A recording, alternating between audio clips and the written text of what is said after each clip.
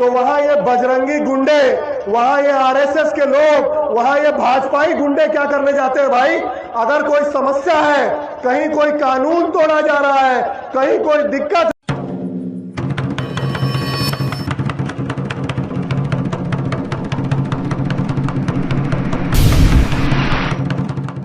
तो नमस्कार, प्रणाम, जय हिंद, जोहार। मैं राजेश पांडे और आप देख रहे हैं आपका अपना चैनल मुनादी चौपाल। दोस्तों, भी हम मौजूद हैं कुनकुरी में जुदेव प्रतिमा के सामने में, और मुद्दा है कि भाजपा के लोग आखिर गुंडे कैसे हो गए, आरएसएस के लोग गुंडे कैसे हो गए, बजरंग दल के लोग गुंडे कैसे हो गए। ये सवाल तब उठ रहा है जब यहाँ के नगर पंचायत अध्यक्ष विनय शील ने भरे मंच से भाजपाइयों को गुंडा कहा, बजरंग दल के लोगों को गुंडा कहा। इन सारे मसलों पर चर्चा करने के लिए हमारे साथ तो भाजपा के लोग हैं, जो बजरंग दल के लोग हैं, जो सनातन संस्कृति से जुड़े हुए लोग हैं। हम उनसे बात करेंगे, इस मसले पर चर्चा करेंगे। गोपाल कश्यप हमारे साथ मौजूद हैं, एक ट्राइबल नेता भी हैं, युवा नेता भी हैं, और भाजयुमो के एक बड़े जिम्मेदार पद पर हैं।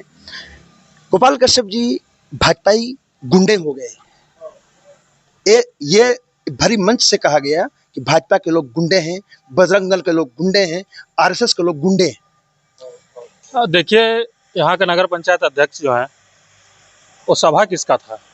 सबसे पहले तो ये देखना चाहिए। सभा आदिवासियों की सभा थी, बता। आदिवासियों की सभा थी, ईसाई आदिवासी महासभा था। उसमें ओबीसी वर्ग के लोग और एक कांग्रेस के पदाधिकारी हैं। उसमें कांग्रेस के जिलाध्यक्ष थे और कांग्रेस से निर्वाचित होकर यहाँ से नगराध्यक्ष बने हैं। उनका वहाँ क्या काम था? पहले तो सवाल उनसे पूछा जाना चाहिए था कि वो आदिवासी महासभा में क्या कर रहे थे, वहाँ ईसाई आदिवासी महासभा में। और जो गुंडे कह रहे हैं आरएसएस को, बजरंग दल को, सबसे पहले उनको जान लेना चाहिए। इनके पिताजी हिंदू समाज से जुड़े थे, विश्व हिंदू परिषद का काम करते थे। काफ़ी स्नेह मिलता था हमको उनसे, हमेशा हमको स्नेह करते थे। और उनके बताए मार्ग पर हमने कई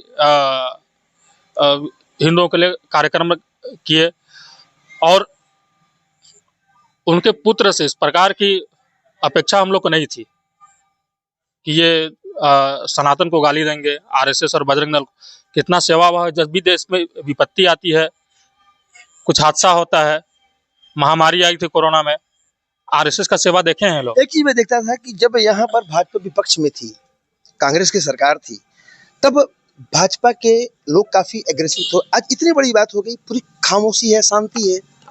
मतलब एक बजरंग दल के लोगों को भरे मन से गुंडा कह देना, भाजपा के लोगों को भरे मन से गुंडा कह देना, और अभी तक पूरा कोई रिएक्शन नहीं आ रहा है। नहीं, बोल कौन रहा है? उस लायक का आदमी बोले तो कुछ रिएक्शन होगा उसमें। इनको देखते हैं, जब भी रायपुर से वापस आते हैं कुछ ना कुछ नया सिफू का छोड़ते हैं। यहाँ पे ये हुआ, वहाँ पे ये भ्रष्टाचार हुआ, वहाँ पे ये हुआ, बिना सिर पैर की बात करते हैं हमेशा। लेकिन इस बार सवाल उन्होंने उठाया है बजरंग दल पे, भारतीय जनता पार्टी पे, क्योंकि ये भारतीय जनता पार्टी की जमीन है। कहा जाए तो एक लंबे अरसे से यहाँ पर भाजपा का, भारतीय जनता पार्टी का एक वर्चस्व रहा है, हिंदुत्व का वर्चस्व रहा है, क्योंकि दिलीप सिंह जूदेव यहाँ का नेतृत्व कर रहे, नेतृत्व उन्होंने वो किया है यहाँ का। और यहाँ की जमीन से ये बात उठना कि भाजपा के लोग गुंडे हैं और लोग बर्दाश्त कर ले रहे। बर्दाश्त करने वाली बात नहीं है। देखिए, कांग्रेस में ऊपर उठने का या कांग्रेस के नेताओं में गुटबुक रहने का ही पैमाना है कि संघ को गाली दो, सनातन को गाली दो, बजरंग दल को गाली दो, तब आप कांग्रेस में टिके रह पाएंगे। और रही बात विरोध की, तो विरोध ये बजरंग दल और आरएसएस का विरोध नहीं है, ये तो पूरे सनातन समाज का विरोध है। और इसका जवाब जनता आने वाले समय में देगी, और बजरंग दल के लोग भी देंगे, और पूरे सनातन समाज देगी इसका जवाब। आप यंग हैं, आप युवा हैं, यूथ को बिलोंग करते हैं, और एक जैसे कुनकुरी मतलब एक पॉलिटिकल सेंटर बन गया है, और इस यहाँ के पॉलिटिक्स के मतलब वो में पेच में यहाँ का विकास फंसा हुआ है। अब बिल्कुल फंसा हुआ है। यहाँ के नगर अध्यक्ष विकास के विरोधी हैं। कभी कोई विकास के विरोधी कैसे हो? तो बोलते हैं भ्रष्टाचार के विरोधी। भ्रष्टाचार के विरोधी कैसे हुए? भ्रष्टाचार के अगर इनके पास साक्ष्य है, इतने जो प्रेस कॉन्फ्रेंस करते हैं हर 10-15 दिन में, सप्ताह में, एक आध साक्ष्य लेके जाएं और उस पर कार्रवाई करवाएं। अगर इनको लगता है कि भाजपा की यहाँ सरकार है, प्रदेश में भाजपा की सरकार है, कार्रवाई नहीं कर रही, तो कोर्ट का रास्ता खुला है, कोर्ट जाके कार्रवाई करें। अभी आपने देखा होगा, अभी 1-2 दिन पहले से ये नया डस्टबिन का मुद्दा लेके आ गए हैं। डस्टबिन खरीदी कब गई थी, उसमें जो सूचना का अधिकार के तहत जो जानकारी ये लोग लिए हैं, अक्टूबर में लिया था 2024 में। तब यहाँ कांग्रेस के अध्यक्ष थे, कांग्रेस के उपाध्यक्ष थे यहाँ पे। तो आप ये कह सकते हैं कि कांग्रेस के जो नगर अध्यक्ष उनके संरक्षण में या फिर उनकी संलिप्तता है इसमें। अच्छा, ये बताइए कि ये जो मुद्दा जो आया है, मतलब जो बयान आया है, इस पर पार्टी का मतलब पार्टी या आपका जो भाजयुमो है, जो भारतीय जनता पार्टी है, वो मतलब उसकी रणनीति क्या होगी, या फिर मामले को ऐसे छोड़ दिया जाएगा? नहीं, मामले को छोड़ नहीं दिया गया है, अभी रणनीति बन रही है। और जिस प्रकार से जो यहाँ का नगर अध्यक्ष हैं विनयशील, पहले तो उनको ये उनका ये पता नहीं है कि आदिवासी है कि गैर आदिवासी है, ओबीसी है, ये क्या है। ये बात कैसे कर रहे हैं आप? उनके नाम के पीछे उनका पहचान बताना चाहिए, और अगर पहचान नहीं बता रहे तो फिर आदिवासी महासभा में जाके क्यों आदिवासी की पैरवी करते हैं। तो आदिवासी की महासभा में तो कोई भी जा सकता है? नहीं, क्यों जा सकता है वहाँ? उनको बुलाया गया था, कांग्रेस का कार्यक्रम था क्या? वहाँ पे कांग्रेस के जिलाध्यक्ष भी थे। ठीक है, यूडी मीन जी पूर्व विधायक रहे, लेकिन उस समाज से आते हैं तो उनकी उपस्थिति समझ में आती है। ये लोग क्या करने गए थे? ये लोग पूरी तरह हर चीज को राजनीति के फायदा उठाना चाहते हैं लोग, और हमेशा जातियों में बांट के ही ये लोग राजनीति किया है। चाहे आप राहुल गांधी जी को देखिए, प्रदेश में भूपेश बघेल जी को देखिए, ये लोग कभी आदिवासी हितैषी बन जाते हैं, कभी ओबीसी हितैषी बन जाते हैं, कभी दलित हितैषी बन जाते हैं। इन लोग आज तक किए ही क्या है आदिवासियों के लिए? अगर भारतीय जनता पार्टी की बात करें तो सबसे पहला आदिवासी राष्ट्रपति जो देश का सर्वोच्च पद होता है उसमें भाजपा ने बैठाया।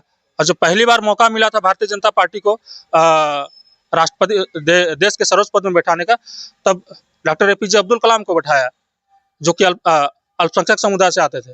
दूसरी बार आया तो दलित समाज से बैठाया आदरणीय रामनाथ कोविंद जी को। ये लोग आज तक किए क्या है आदिवासी समाज के लिए? पहला मुख्यमंत्री बनाया था छत्तीसगढ़ में, उसको भी ये हम नहीं कह रहे हैं, उसको भी फर्जी आदिवासी कह के इन्हीं क्या कहा, भूपेश बघेल नहीं कहा था, और उनका जो जाति प्रमाण पत्र था निरस्त करवाया था। आदिवासी विरोधी तो यही हुए, खुद आदिवासी विरोधी हैं। लेकिन एक समाज, एक विशेष समाज का वोट लेने के लिए ये लोग सनातन को गाली देंगे, बजरंग दल को गाली देंगे, RSS को गाली देंगे। और जैसा पहले ही मैं कहा कि कांग्रेस में पैमाना ही यही है कि आप संघ, RSS और सनातन समाज को गाली दो, तब आप कांग्रेस में आगे बढ़ सकते हो। लेकिन सवाल ये है कि ये जुदेव की भूमि है। जुदेव, दिलीप सिंह जुदेव, जो भाजपा के आइकॉन थे, उन्हें भाजपा का पुत्र पुरुष, भाजपा का पुरोधा कहा जाता है।